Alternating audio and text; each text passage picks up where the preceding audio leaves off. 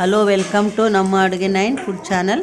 ನೋಡಿ ಇವತ್ತು ಹೊಸ ರೆಸಿಪಿ. ಇದು ಕಿಚಡಿ ನೋಡ್ರಿ, ಭಾಳ ಸಖತ್ತಾಗಿದೆ, ರುಚಿಯಾಗಿದೆ, ನೋಡೋಕ್ಕೂ ಚೆನ್ನಾಗಿದೆ, ತಿನ್ನೋಕ್ಕೂ ಇಷ್ಟ ಆಗುತ್ತೆ ನಿಮಗೆಲ್ಲ. ಅದಕ್ಕೋಸ್ಕರ ಕಿಚಡಿ ತೋರಿಸ್ತಾ ಇದ್ದೇನೆ. ಎಲ್ಲರೂ ನಿಮ್ಗೆ ಯಾವ್ದು ಐಟಮ್ ಇಷ್ಟ ಆಗುತ್ತೆ ನೋಡಿ ರೆಸಿಪಿ ನಮ್ಮದು, ಅದನ್ನು ನೋಡಿ ಲೈಕ್ ಆದ ತಕ್ಷಣ ಸಬ್ಸ್ಕ್ರೈಬ್ ಮಾಡಿ, ಹಾಗೆ ಶೇರ್ ಮಾಡಿ, ಲೈಕ್ ಮಾಡಿ ಮತ್ತು ಕಮೆಂಟ್ಸ್ ಹಾಕಿ ಫ್ರೆಂಡ್ಸ್. ಈಗ ನೋಡಿ ನಾನು ಒಂದು 2 ಗ್ಲಾಸ್ ಅಷ್ಟು ಅಂದರೆ ಬಟ್ಲ ಸೊಸೈಟಿ ಅಕ್ಕಿ ತೆಗೆದುಕೊಂಡಿದ್ದೆ ನೋಡಿ. ಅದು ಸೊಸೈಟಿ ಅಕ್ಕಿಯಲ್ಲಿ ನಾವು ಕಿಚಡಿ ಮಾಡಿದ್ರೆ ಚೆನ್ನಾಗಿರುತ್ತೆ. ಅದನ್ನು ನೀರು ಹಾಕಿ ಸ್ವಲ್ಪ ಹೊತ್ತು ನೆನೆ ಇಡಬೇಕು ಅಕ್ಕಿನ, ಮತ್ತು ಹಾಗೆ ತೊಳಿಬೇಕು ಕೂಡ ಫ್ರೆಂಡ್ಸ್. 1-2 ಸಲ ಅಕ್ಕಿ ತೊಳೆದು ನೆನೆಕಿಟ್ಟೇನೆ. ನೆನೆದ್ರೆ ಅದು ಭಾಳ ಮೆತ್ತಗಾಗಿ ಮೃದುವಾಗುತ್ತೆ ಕಿಚಡಿ. ಅದಕ್ಕೋಸ್ಕರ ನಾನು ಒಂದು 15-20 ನಿಮಿಷ ನೆನೆ ಇಟ್ಟೇನೆ. ನೀವು ಅರ್ಧ ತಾಸು ಇಟ್ಟರೂ ಆಗುತ್ತೆ. 1 ಬಟ್ಲು ಹೆಸರುಬೇಳೆ ಹಾಕಿದ್ದೇನೆ. ಆ ನೆನೆದಂಥ ಅಕ್ಕಿ ಮತ್ತು ಹೆಸರುಬೇಳೆ ಒಟ್ಟಿಗೆ ಸೇರಿಸ್ಬಿಟ್ಟು ತೊಳೆದಿದ್ದೇನೆ ನೋಡಿ. 2-3 ಸಲ ತಿರ್ಗಾ ಮತ್ತೆ ನಾನು ಪುನಃ ತೊಳೆದಿದ್ದೇನೆ ಫ್ರೆಂಡ್ಸ್. ಅಂದರೆ ಅದು ನೀಟಾಗಿ ಆಗುತ್ತೆ ಮತ್ತು ಕ್ಲೀನ್ ಇರುತ್ತೆ, ಅದಕ್ಕೋಸ್ಕರ ತೊಳೆದೆ. ಹಾಗೆ ನಾನು 1-2 ಮೆಣಸಿನ್ಕಾಯಿ ಹಾಕಿದ್ದೇನೆ, ನೀವು ಜಾಸ್ತಿ ಬೇಕಾದರೆ ಹಾಕ್ಕೊಳ್ಳಿ. ಹಾಗೆ ಒಂದು ಆಲೂಗಡ್ಡೆನ ಕೂಡ ನಾನು ಹಾಕಿದ್ದೇನೆ ನೋಡಿ, ಸಿಪ್ಪೆಲ್ಲ ತೆಗೆದುಬಿಟ್ಟು ಚಿಕ್ಕದಾಗಿ ಕಟ್ ಮಾಡಿ ಹಾಕಿದ್ದೇನೆ. ಹಾಗೆ ಕ್ಯಾರೆಟ್ ಕೂಡ ಹಾಕಿದ್ದೇನೆ. ಇವನ್ನೆಲ್ಲ ಹಾಕಿ ಕಿಚಡಿ ಮಾಡಿದ್ರೇ ರುಚಿ ಇರುತ್ತೆ, ಅದಕ್ಕೋಸ್ಕರ ತರಕಾರಿ ಹಾಕಿದ್ದೇನೆ. ಹಾಗೆ ಟೊಮೆಟೊ ಕೂಡ ಹಾಕಿದ್ದೇನೆ, 1 ಟೊಮೆಟೊ. ಅದು ತರಕಾರಿ ತಿನ್ನಬೇಕಲ್ಲ, ಅದಕ್ಕೋಸ್ಕರ ಅದನ್ನು ಹಾಕಿದ್ದೇನೆ ನೋಡಿ. ಇದು ಒಂದು ಪಾಲಕನ್ನು ಸಣ್ಣದಾಗಿ ಕಟ್ ಮಾಡಿ ತೊಳೆದ್ಬಿಟ್ಟು ಇದರಲ್ಲಿ ಹಾಕಿದ್ದೇನೆ. ಎಲ್ಲ ಹಾಕಿದ್ದೇನೆ ನೋಡಿ, ತರಕಾರಿ, ಪಾಲಕ್ ಎಲ್ಲ ಹಾಕಿದ್ದೇನೆ. ಆಮೇಲೆ ಒಂದು ಸ್ವಲ್ಪ ಅರಿಶಿನ ಪುಡಿ ಹಾಕಿದ್ದೇನೆ.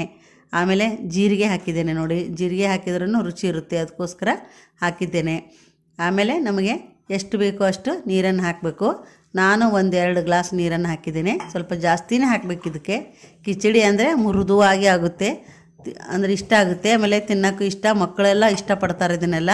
ಆಮೇಲೆ ಟಿಫನ್ ಬಾಕ್ಸಿಗೆ ಹಾಕ್ಬೋದು ನೋಡಿ. ಗೋಲು ಬಂದಿದ್ದ ನೋಡ್ರಿ ನಮ್ಮ ಮನೇಲಿ ಪಾಪು. ಇವನು ಕುಕ್ಕರ್ನ ಸೈಡಿಗೆ ಇಟ್ಟುಬಿಟ್ಟು ಅವನು ವಿಡಿಯೋ ಮಾಡ್ತಾ ಇದ್ದಾನೆ ಫ್ರೆಂಡ್ಸ್. ಕುಕ್ಕರ್ ಬಿಸಿ ಇಲ್ಲ, ನಾವು ಗ್ಯಾಸ್ ಮೇಲೆ ಇಟ್ಟಿಲ್ಲ, ಇನ್ನೂ ಎಲ್ಲ ರೆಡಿ ಮಾಡ್ಕೋತಾ ಇದ್ದಾನೆ. ರುಚಿಗೆ ತಕ್ಕಷ್ಟು ನಾವು ಉಪ್ಪನ್ನು ಸೇರಿಸಿದ್ದೇವೆ.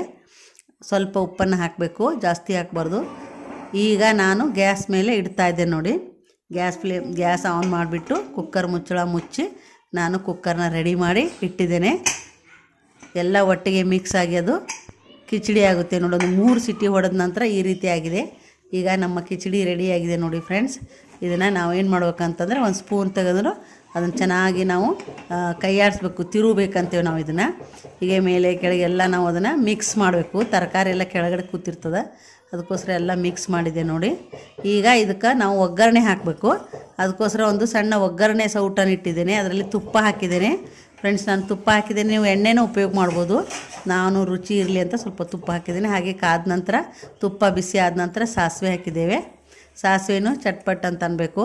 ಒಗ್ಗರಣೆ ಮಾತ್ರ ಸರಿಯಾಗಿ ಆಗಬೇಕು, ಅಂದರೆ ಎಲ್ಲ ಅಡುಗೆನೂ ರುಚಿ ಇರುತ್ತೆ. ಎಣ್ಣೆ ಅಥವಾ ತುಪ್ಪ ಕಾದ ಮೇಲೇ ಹಾಕಬೇಕು.